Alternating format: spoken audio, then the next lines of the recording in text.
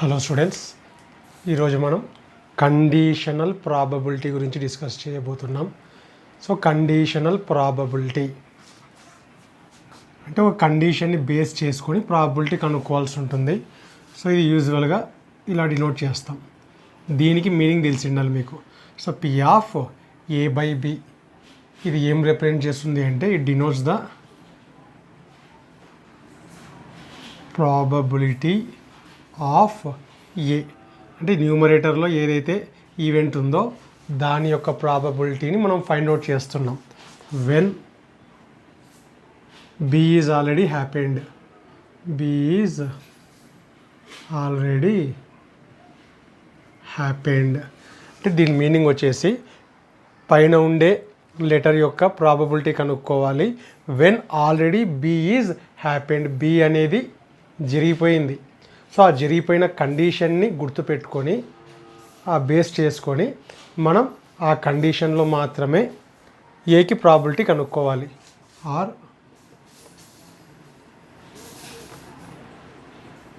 Probability of A when B is taken as sample space.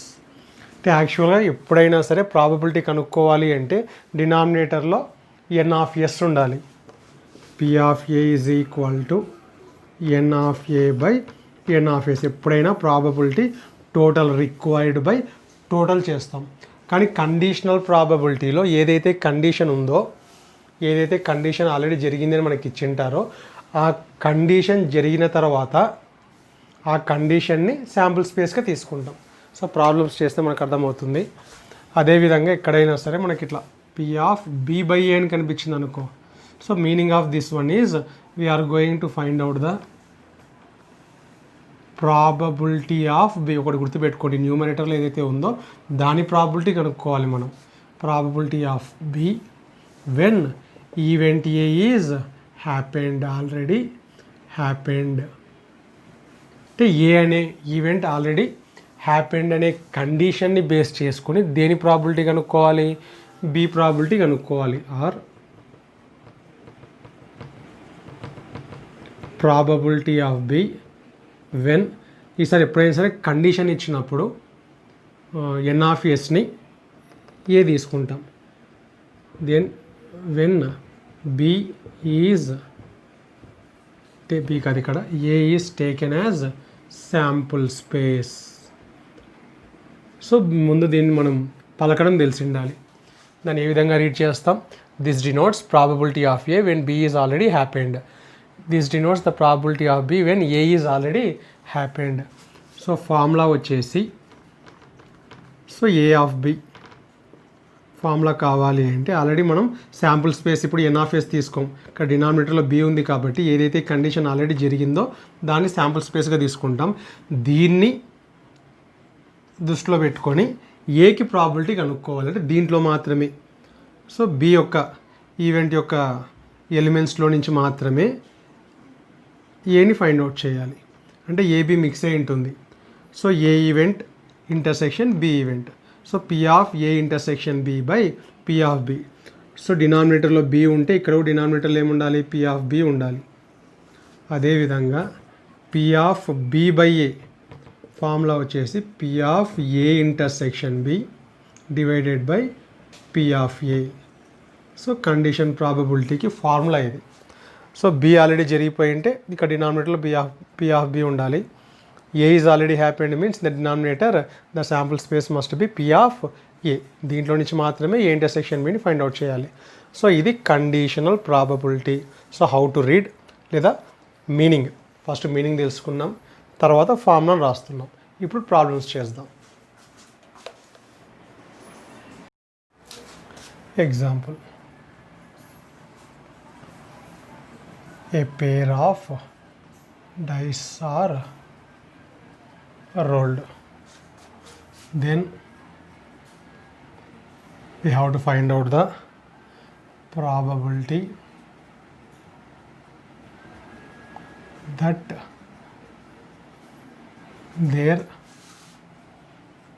sum is sum to 7 given that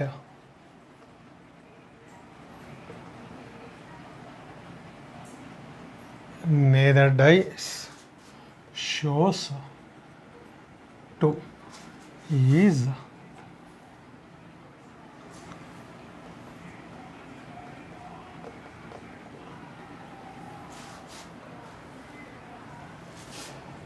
four by 25, 25 by 36, 4 by 36, none. So క్వశ్చన్ని జాగ్రత్తగా observe చేస్తే a pair of dice are rolled. A pair of dice are rolled means how many chances outcomes will get. Pair అంటే 2 dice are rolled. So will get 36 brackets. Now we have to find out the probability that their sum to 7. ఇది ఒక event. Given that neither die shows 2. ఇక్కడ 2 events ఉన్నాయి. మనం దేనికి probability కనుక్కోవాలి? We have to find out when 2 dice are thrown what is the probability of their sum is 7. 2 dice throw చేసిన తర్వాత వాటిపైన ఉండే నెంబర్స్ని యాడ్ చేస్తే ఎగ్జాక్ట్గా ఏముండాలి? 7 రావాలి. కానీ ఏ కండిషన్ మీద? గివెన్ దట్ ఇది ఇచ్చిన condition. This one is already happened. Neither die shows 2 అంటే ఫస్ట్ డైలో కానీ సెకండ్ డైలో కానీ 2 అనే నంబరే లేదు. 2 అనే నంబర్ని స్ట్రైక్ ఆఫ్ చేయడం జరిగింది. అంటే మనం వేసేటప్పుడు 2 అనేది మాత్రం రాదు. ఆ కేసులో ఆ కండిషన్ని బేస్ చేసుకొని మనం ఏం కనుక్కోవాలి? యాడ్ చేస్తే 7 రావడానికి ఛాన్స్ కనుక్కోవాలి. సో ఫస్ట్ ఆఫ్ ఆల్ ఇక్కడ 2 ఈవెంట్స్ కాబట్టి ఎప్పుడైనా సరే జనరల్గా మనం ఏ బై బీనే కనుక్కుంటాం. ఏదైతే ఫైండ్ అవుట్ చేయాలనుకుంటున్నామో దాన్ని ఏ అనుకుంటాం. ఏదైతే ఆల్రెడీ హ్యాపెండో దాన్ని బి అనుకుంటాం. సో ఫస్ట్ యాడ్ చేస్తే 7 రావడానికి ప్రాబిలిటీ కనుక్కుంటున్నాం కాబట్టి let A B the event of getting some as 7. అంటే దీనికి సంబంధం లేదు. జస్ట్ 2 డైస్ త్రో చేస్తే యాడ్ చేస్తే 7 రావడానికి ఉండే ఛాన్స్ మనం కనుక్కోవాల్సి ఉంటుంది. సో అలాంటివి యాడ్ చేస్తే 7 రావడానికి ఉండే ఛాన్స్ వచ్చేసి 1 పడితే 6, 2 పడవచ్చు. ఇంకా దీన్ని మిక్స్ చేయటం లేదు. ఇది సపరేట్గా కనుక్కోవాలి. 2 ఇంటర్సెక్షన్ కూడా కనుక్కోవాలి. అంటే P of A by B కనుక్కోవాలంటే ఫార్ములా ఏమి? P of A intersection B by P of B. అంటే మనకు P of A intersection B కావాలి, పి ఆఫ్ బి కావాలి. సో 2 పడితే 5, 3 పడితే 4, 4 పడితే 3, 5 పడితే 2, 6 పడితే 1. So N of A is how many brackets? 1 2 3 4 5 6. Total 36లో అలాంటివి 6 ఉన్నాయి. So 6 by 36 is the probability of getting sum 7. So దీన్ని సపరేట్గా let B the event of getting of neither dice shows 2 అనేది షో చేయకూడదు. సో 1 1 ఇంకా 1 2 అనేది ఉండకూడదు. అంటే 2 ఉండే బ్రాకెట్స్ అని డిలీట్ చేస్తాం.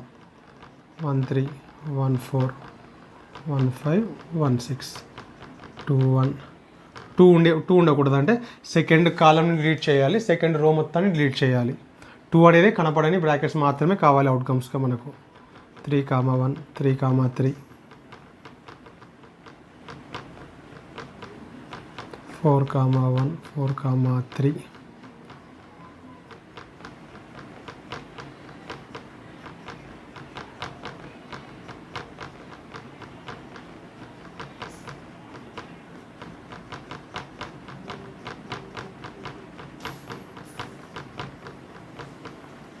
సో టోటల్ 5 rows 5 columns కాబట్టి మనకు N of B. So total 36 బ్రాకెట్స్లలో 6 బ్రాకెట్స్లని యాడ్ చేస్తే 7 వస్తుంది. టోటల్ 25 బ్రాకెట్స్లో 2 ఉండదు. So neither of the die shows 2 అనేది కనపడని బ్రాకెట్స్ ఎన్ని ఉంటాయి అంటే 25 ఉంటాయి. కాబట్టి P of B N of B by N of S. Total 36 బ్రాకెట్స్లలో 2 కనపడని బ్రాకెట్స్ ఎన్ని ఉంటాయి? 25. ఇప్పుడు మనం ఏ ఇంటర్సెక్షన్ బి చేస్తాం. ఏ ఇంటర్సెక్షన్ బి మీన్స్ ఈ రెండిట్లో ఇంటర్సెక్షన్ 2 అనేది కనపడకూడదు, మళ్ళీ యాడ్ చేస్తే 7 రావాలి. 2 అనేది కనపడకూడదు కాబట్టి ఈ రెండు డిలీట్ చేస్తాం మనం. సో 1 6 దీంట్లో ఉంటుంది, దీంట్లో ఉంటుంది.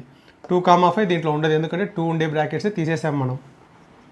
3, 4, 4, 3, 6, 1. So n of A intersection B is equal to how many brackets?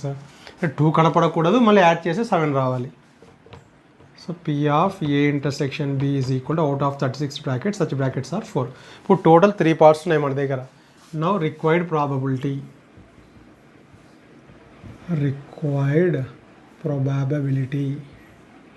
is equal to మనకి ఏం కావాలి?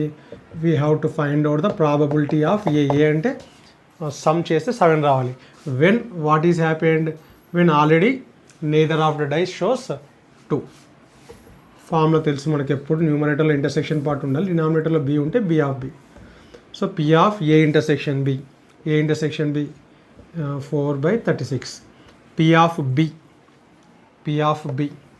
25/36. 36 get cancelled. So final answer is 4/25. So A is the correct answer. Similar problem. A die is thrown twice.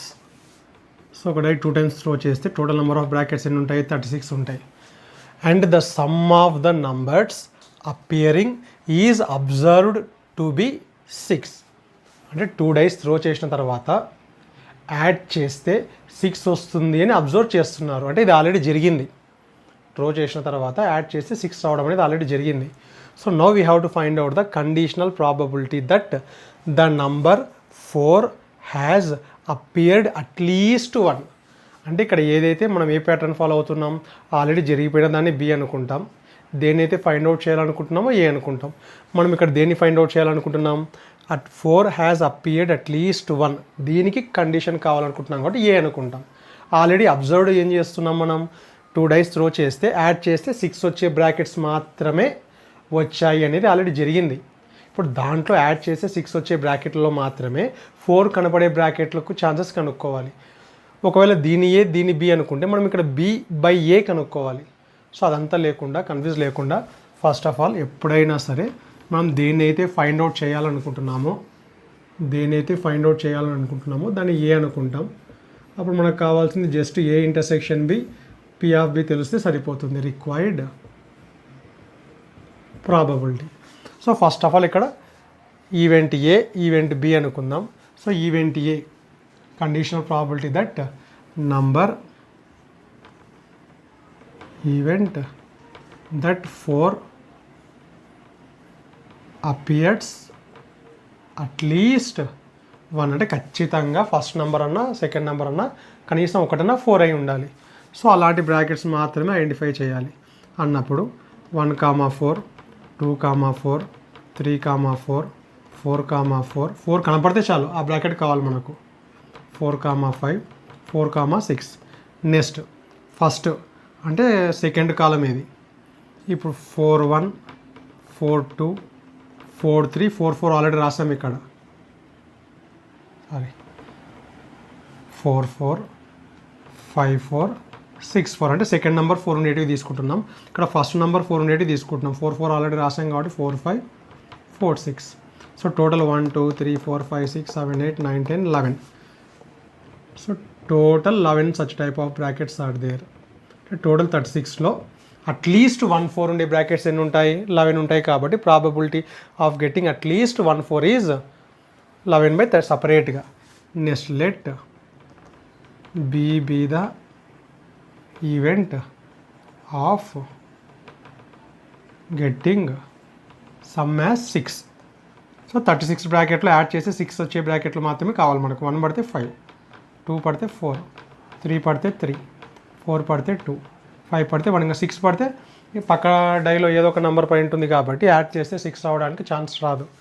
So add చేస్తే 6 వచ్చే brackets ఎన్ని దొరుకుతున్నాయి మనకు? 6. So chance of B is out of 36 there are 6. ఇప్పుడు ఫైనల్గా మనకి ఏం కావాలి? A ఇంటర్సెక్షన్ B కావాలంటే ఈ రెండు మిక్స్ యాడ్ చేస్తే 6 రావాలి, మళ్ళీ 4 అనేది ఖచ్చితంగా కనపడాలి. సో ఈ రెండిట్లో 2, 4 అనేది రెండిట్లో ఉంటుంది, 4, 2 అనేది రెండిట్లో ఉంటుంది. అంటే ఈ రెండింటిని మిక్స్ చేసి యాడ్ చేస్తే 6 వచ్చి ఉండాలి, మళ్ళీ ఖచ్చితంగా కనీసం ఒక 4 అన్నా కనపడాలి అన్నప్పుడు there are 2. n of A intersection B is equal to 2. P of A intersection B is equal to 2/36. అంటే జస్ట్ 4 కనపడితే చాలు ఉన్నప్పుడు 11 కాబట్టి 11/36. యాడ్ చేస్తే 6 రావాలి కాబట్టి 6 ఉంటాయి కాబట్టి 6/36. యాడ్ చేస్తే 6 రావాలి, 4 ఖచ్చితంగా కనపడాలి, అలాంటి 2 బ్రాకెట్స్ ఉంటాయి కాబట్టి 2/36.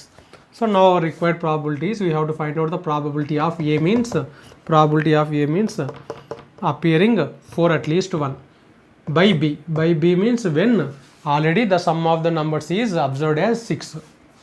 So 2/36 by p of b, 6/36, 2/6. So 1/3 is the answer. లేదా ఇక్కడ ఆప్షన్స్ తప్పు రాసినట్టున్నా నేను. 2/5 కరెక్ట్. ఇక్కడ మనకు 1 2 3 4 5 సారీ ఇక్కడ 5 బ్రాకెట్స్ మాత్రమే ఉన్నాయి, 5. So 5/36, 2/5 is the answer. B is the correct answer. Next, so here P of A is given, P of A by B is given, P of B by A is given. So ఈ రెండింటికి formulas తెలుసు కాబట్టి first P of A by B formula రాద్దాం. P of A intersection B by P of B, let it be equation 1. Next దీనికి formula రాయడానికి try చేద్దాం. P of B by A, లేదా ఇది ఏమవుతుంది 1/2 అవుతుంది. సో ఇది 1/2 అని ఇచ్చారు కాబట్టి కరెక్టే 1/2. ఇట్లా రాద్దాం. Given 1/2 P of A intersection B by P of B is equal to 1/2, let it be equation 1. So it is given as 2/3. న్యూమరేటర్లో ఎప్పుడు ఏ ఇంటర్సెక్షన్ బీనే ఉండాలి, కానీ డినామినేటర్లో మాత్రం ఏ ఉంది కాబట్టి P of A is equal to 2/3. So P of A intersection Bని find out చేయడానికి వీలవుతుంది దీంట్లో నుంచి, ఎందుకంటే given P of A is given as 1/4, 2 1 ja 2 2 ja, so 1/6. therefore P of A intersection B is equal to 1/6. So ఇప్పుడు equation 1లో మనకు కావాల్సింది P of B కావాలి. ఇప్పుడు P of A intersection B తెలుసు కాబట్టి ఇంకా క్రాస్ మల్టిప్లికేషన్ చేస్తే P of B is equal to 2 into P of A intersection B వస్తుంది. So P of B 2 into P of A intersection B ఎంత వచ్చింది 1/6 వచ్చింది. So 1/3 is our final answer. Option B is the correct answer. Next, multiplication theorem.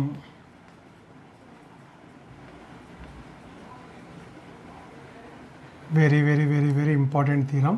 మనకు addition theorem తెలుసు. P of A union B is equal to P of A plus P of B minus P of A intersection B. ఇది addition theorem. కానీ మనం ఇప్పుడు multiplication థీరంని చూడబోతున్నాం. So multiplication theorem P of A intersection B is equal to P of A into P of B by A or P of B into P of A by B. This is the multiplication theorem of two events A and B. If A and B are two events, if A comma B are two events, then so జాగ్రత్తగా observe చేయండి. Multiplication means intersection, already మా permutations కూడా చెప్పుకున్నాం మనం. Or means and, union means we have to take symbol plus, and means intersection means into. So ఎప్పుడైనా సరే multiplication theorem is in intersection.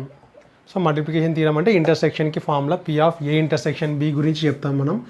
Addition theorem means it the formula is about union. So addition theorem అంటే P of A union B.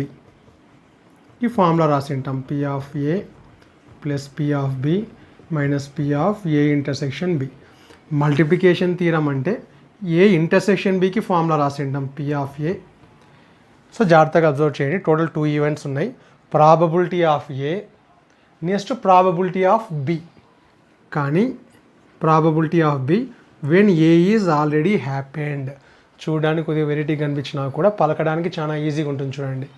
So first of all probability of A జరగడానికి chance ఎంత. ఇప్పుడు ఏ జరిగిపోయింది, ఇప్పుడు next దేని గురించి మాట్లాడాలి, మనం బి గురించి మాట్లాడాలి. So probability of B, but we have to keep in mind the condition that A is already happened. Condition ప్రాబబిలిటీలో వస్తుంది మల్టిప్లికేషన్ థీరం. నెక్స్ట్ లేదా ఫస్ట్ ఏనే ప్రాబబిలిటీ కనుక్కోవాల్సిన అవసరం లేదు. ప్రాబబిలిటీ ఆఫ్ బి ఫస్ట్ కనుక్కొని ప్రాబబిలిటీ ఆఫ్ బి తర్వాత మరి దేనికి కనుక్కోవాలి, ఏ కనుక్కోవాలి. Probability of B into probability of A when B is already happened. ఇది మల్టిప్లికేషన్ థీరం. సో గుర్తుపెట్టుకోవడానికి కూడా చాలా ఈజీగా ఉంది.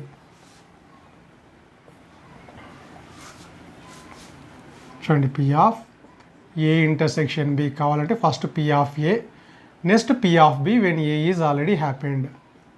లేదు, ఈ విధంగానే చేయాల్సిన అవసరం లేదు. First probability of second event into probability of first event when already happened. ఒకవేళ ప్రూఫ్ కావాలి అంటే ఇది ఎక్కడి నుంచి వచ్చి ఉంటుంది అంటే, ఫస్ట్ దానికి ప్రూఫ్ కావాలి అంటే P of B by A formula. ఇందాకనే కండిషన్ ప్రాబిలిటీకి ఫార్ములా చెప్పాము మనం, P of A intersection B by P of A. So దీంట్లో నుంచి క్రాస్ మల్టిప్లికేషన్ చేస్తే P of A intersection B value రాయడానికి వీలవుతుంది. P of A into P of B by A. So this is the first formula. అంటే condition probability original ఫార్ములాని cross multiplication చేస్తే A intersection B వస్తుంది. అదేవిధంగా P of A by B తీసుకున్నాం అనుకోండి. So the formula of P of A by B is P of A intersection B by P of B. దీంట్లో నుంచి కూడా A intersection బిని trace out చేయొచ్చు మనం. క్రాస్ మల్టిప్లికేషన్ చేస్తే P of B into P of A by B. So simple proof. So multiplication theorem can be derived from the original definition of conditional probability. So దీన్ని use చేసి problems చేయొచ్చు. So 2 ఈవెంట్స్కి మాత్రమే కాదు, ఎన్ని ఈవెంట్స్కైనా సరే ఈ multiplication theorem అనే దాన్ని ఎక్స్టెన్షన్ చేయొచ్చు.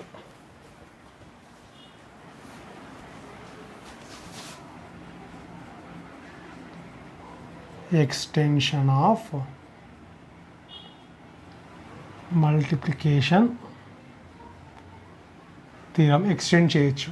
ఒకవేళ 2 ఈవెంట్స్ మాత్రమే అనుకోండి, P of A into P of B by A.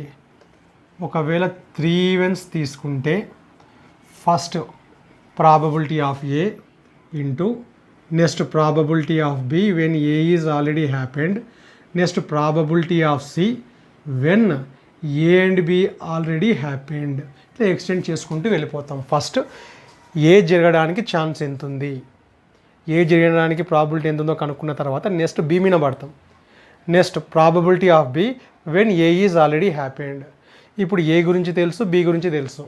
Next we're going to find out the probability of C when already A and B. And means intersection. ఒకవేళ A1, A2, A3, A4. So P of A1. After A1 we have to find out the probability of A2 when A1 is already happened. After A2 we have to find out the probability of A3 when already 2 events A1 and A2 are happened. Next A4 when already A1 and A2 and A3 are already happened. ఇది గుర్తుపెట్టుకొని A4 యొక్క probability. So like this we can extend for any number of events. So multiplication theorem can be extend for any number of events like this. So మెయిన్గా ఇది వాడతాం మనం. Next independent events. So 2 events are said to be independent events if the occurrence of one event does not affect the other. అంటే ఒక event ఇంకో ఈవెంట్కి సంబంధం లేదు. They are not dependent, both are independent events. అంటే ఒకదానికి సంబంధం ఉండదు. ఒకటి జరిగినా సెకండ్ దానికి నష్టమేం లేదు, జరగకుండా నష్టమేం లేదు. The answer of first one is not depend on the second one. So influence అంటూ ఏముండదు. So if A and B R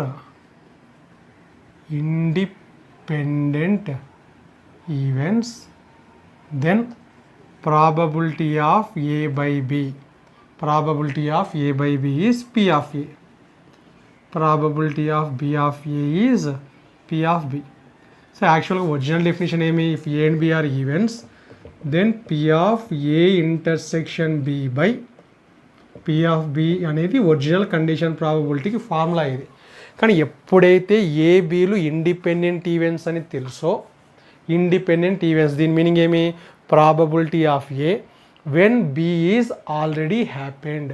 B అనేది ఆల్రెడీ జరిగింటుంది కాబట్టి ఏకి ఖచ్చితంగా ఆన్సర్ చేంజెస్ ఉంటాయి. టోటల్ శాంపుల్ స్పేస్ మీద డిపెండ్ కాకుండా బి మీద డిపెండ్ అయి ఉంటుంది.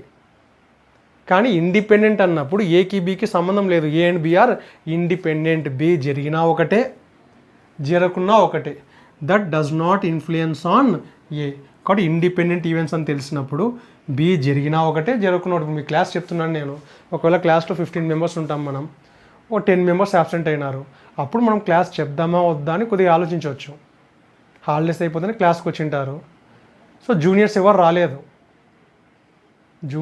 జూనియర్స్ని ఒక ఈవెంట్ అనుకుందాం, సీనియర్స్ని ఒక ఈవెంట్ అనుకుందాం, లేదా మీ సెకండ్ ఇయర్లోనే బైపీసీ ఒక ఈవెంట్ అనుకుందాం, ఎంపీసీ ఒక ఈవెంట్ అనుకుందాం. కాలేజ్ ఓపెన్ చేస్తేనే దాదాపు స్టూడెంట్స్ వచ్చింటారు, బైపీసీ స్ట్రెంత్ తక్కువ ఉంది.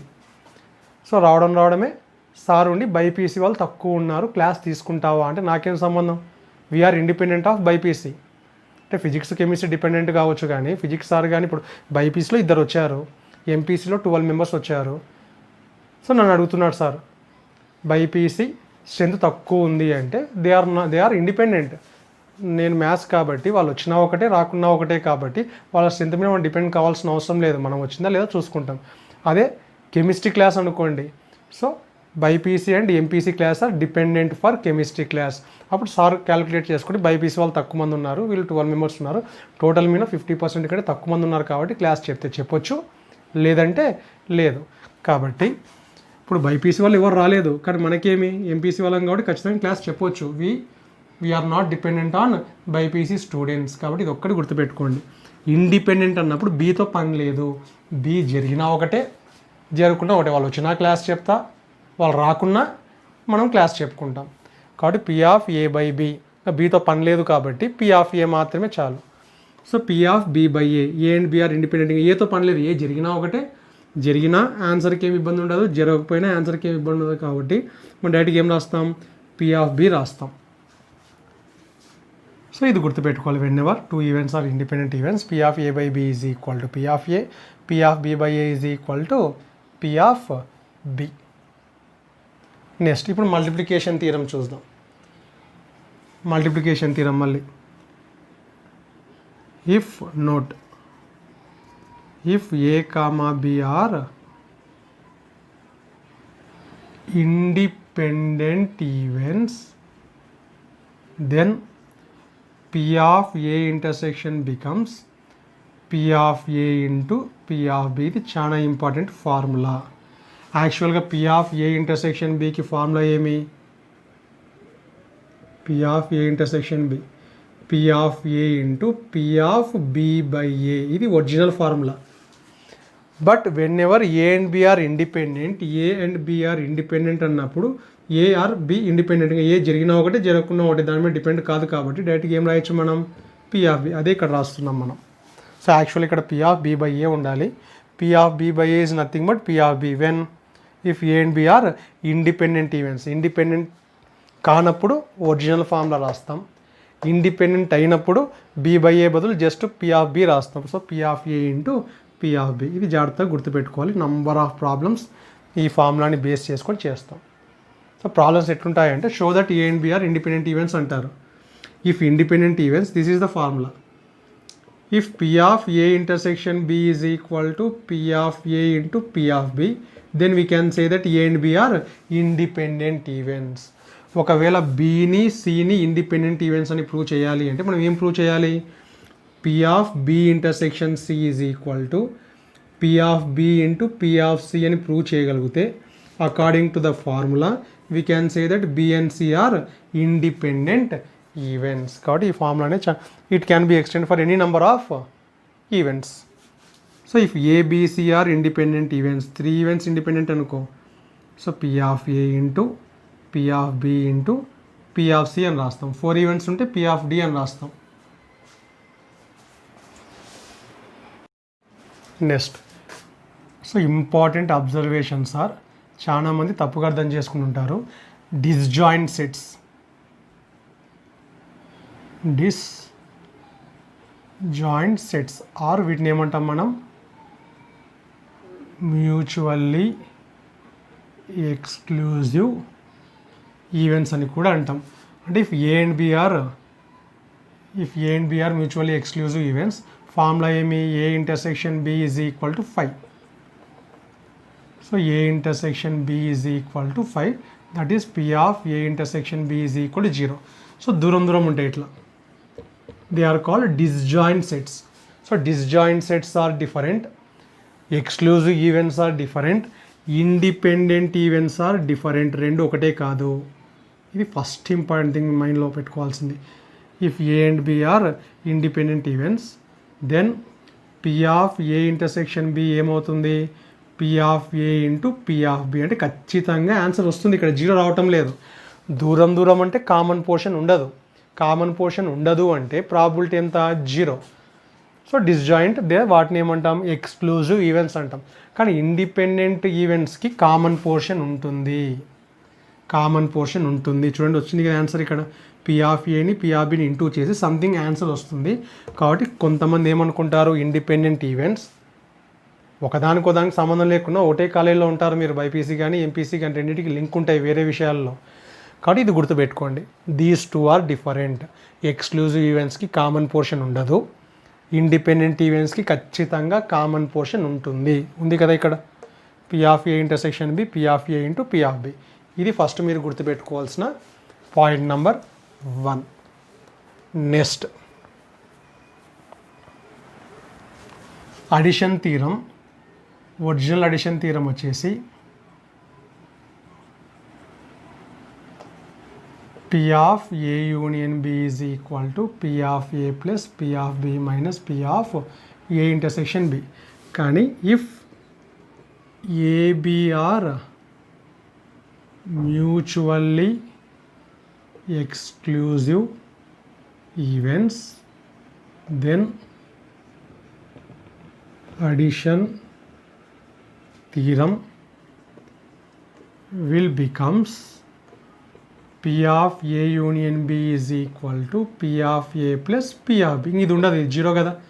మ్యూచువల్లీ ఎక్స్క్లూజివ్ ఈవెంట్స్కి కామన్ పోర్షన్ ఉండదు. కాబట్టి మ్యూచువల్లీ ఎక్స్క్లూజివ్ అని తెలియకుంటే కామన్ పోర్షన్ ఉంటే P of A plus P of B minus P of A intersection B. So disjoint events తీసుకున్నాం అనుకో, కామన్ పోర్షనే ఉండదు. కాబట్టి ఇది రాయాల్సిన అవసరం లేదు. మనం జస్ట్ ఏం రాయొచ్చు, P of A plus P of B. ఇది ఫస్ట్ ఇంపార్టెంట్ పాయింట్. అదేవిధంగా multiplication theorem.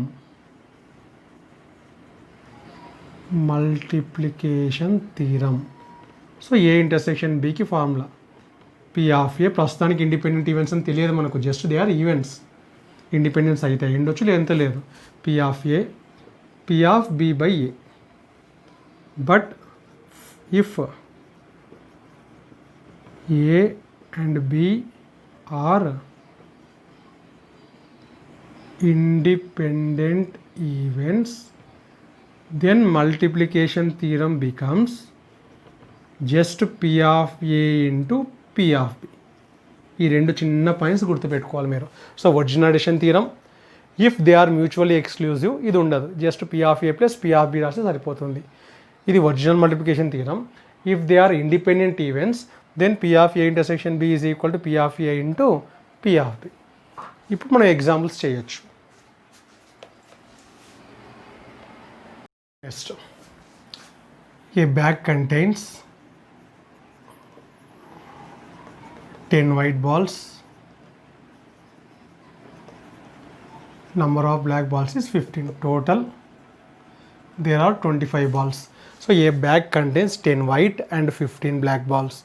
If 2 balls are drawn in succession without replacement, అంటే ఆ బ్యాగ్లో టోటల్ 25 బాల్స్ ఉంటే we have drawn 2 balls. First ఒక బాల్ డ్రా చేసాం, మళ్ళీ లోపల పెడితే విత్ రీప్లేస్మెంట్. వితౌట్ రీప్లేస్మెంట్ అంటే తీసిన బాల్ని పక్కన పెట్టి మళ్ళీ ఇంకొక చేయి బ్యాగ్లో పెట్టి ఇంకొక బాల్ తీస్తున్నాం. సో ప్రాబ్లమ్ని చూసుకోవాలి మనం వితౌట్ రిపిటీషన్.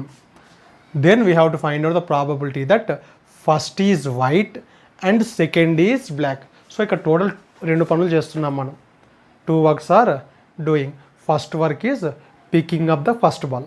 దాన్ని ఈవెంట్ ఏ అనుకుందాం. ఫస్ట్ బాల్ ఏం రావాలి? వైట్ రావాలి. తీసి పక్కన పెడుతున్నాం, రీప్లేస్ చేయకూడదు మళ్ళీ బ్యాగ్లో. మరి సెకండ్ వర్క్ ఏమి? Again we are taking another ball. అది ఖచ్చితంగా ఏం రావాలి మనకు? బ్లాక్ బాల్ రావాలి. సో ఇక్కడ 2 ఈవెంట్స్ ఉన్నాయి. ఫస్ట్ ఈవెంట్ని ఏ అనుకుందాం, ఫస్ట్ బాల్ని పిక్ చేసేదాన్ని ఏ అనుకుందాం. Let A B the event of getting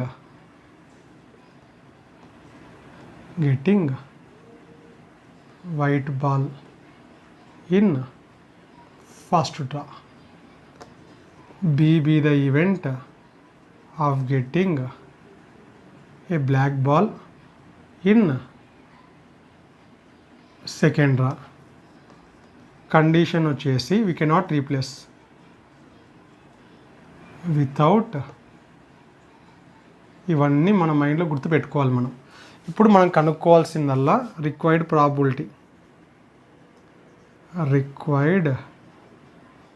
probability వచ్చేసి P of A intersection B కనుక్కోవాలి. P of A intersection B. ఎందుకు P of A intersection B అంటే క్వశ్చన్ని బాగా అబ్జర్వ్ చేస్తే then the probability that first is white and probability that first is white and second is black. దీన్ని A అనుకున్నాం, దీన్ని B అనుకున్నాం. And means we have to find out intersection. So P of A intersection B. Formula P of A into P of B by A.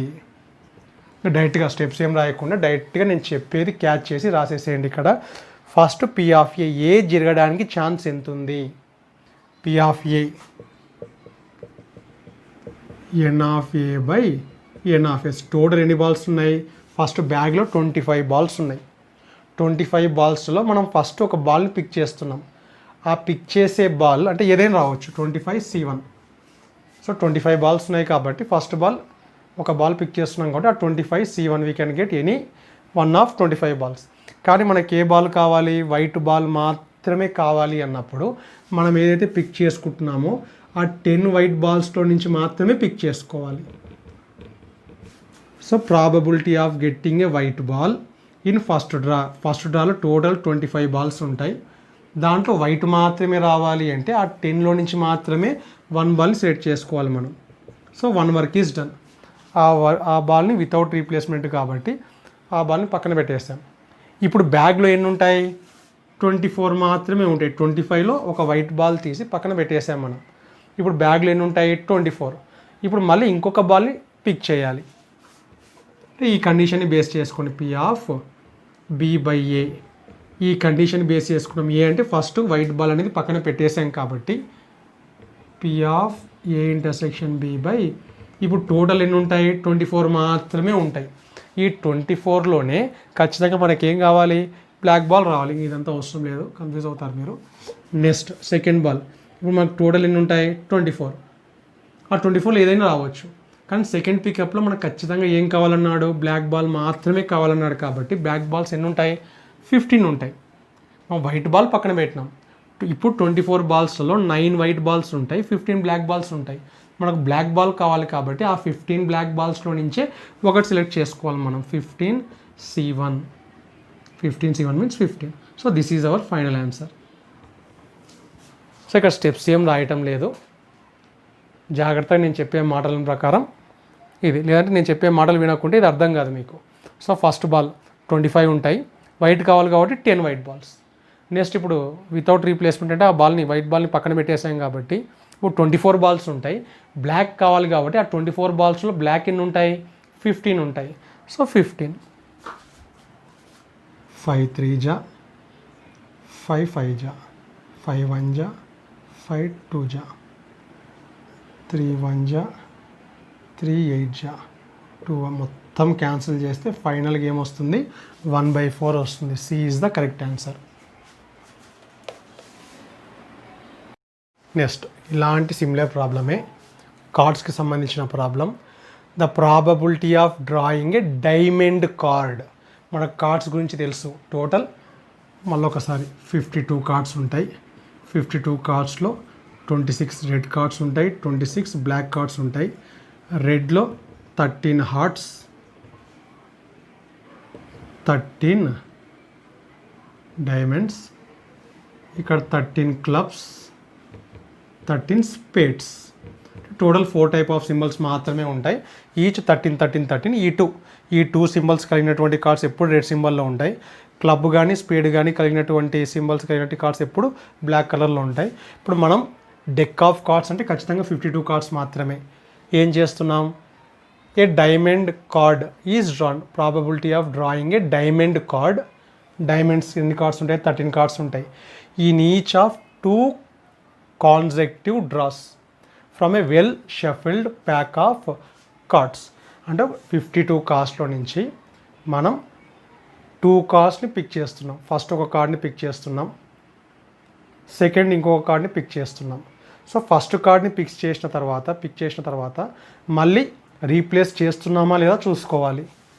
If the card drawn is not replaced after the first draw is, అంటే ముందు ఒక కార్డుని draw చేసాం, ఆ కార్డ్ని పక్కన పెడుతున్నాం without replacement. ఇప్పుడు మన దగ్గర 51 కార్డ్స్ మాత్రమే ఉంటాయి. ఈ 51 కార్డ్స్లో నుంచి సెకండ్ ఇంకో కార్డ్ డ్రా చేస్తున్నాం. ఇది జరిగిన ప్రాసెస్. ఇప్పుడు మనం కనుక్కోవాల్సిన ప్రాబిలిటీ దేనికి? ఫస్ట్ కార్డు డైమండ్ కార్డే అయి ఉండాలి, సెకండ్ కార్డు కూడా డైమండ్ కార్డే కావడానికి ఛాన్స్ ఎంత? సేమ్ ఇంతకుముందు లాగానే ఇక్కడ 2 కార్డ్స్ కాబట్టి ఇంతకుముందు 2 బాల్స్. ఫస్ట్ బాల్ని పిక్ చేయడానికి ఈవెంట్ ఏ అనుకున్నాం, సెకండ్ బాల్ని పిక్ చేయడానికి ఈవెంట్ బి అనుకున్నాం. ఇక్కడ ఫస్ట్ కార్డ్ని ఏ అనుకుందాం, సెకండ్ కార్డ్ని ఏ అనుకుందాం. Event A picking, getting a diamond card, getting a diamond card in first draw. Event బిని గెటింగ్ సెకండ్ కార్డు కూడా డైమండే కావాలి మనకు. 2 కార్డ్స్ కూడా డైమండ్ కార్డు కావడానికి ప్రాబిలిటీ అడిగింది. కండిషన్ ఏమి? Without replacement. ఇప్పుడు రిక్వైర్డ్ ప్రాబబిలిటీ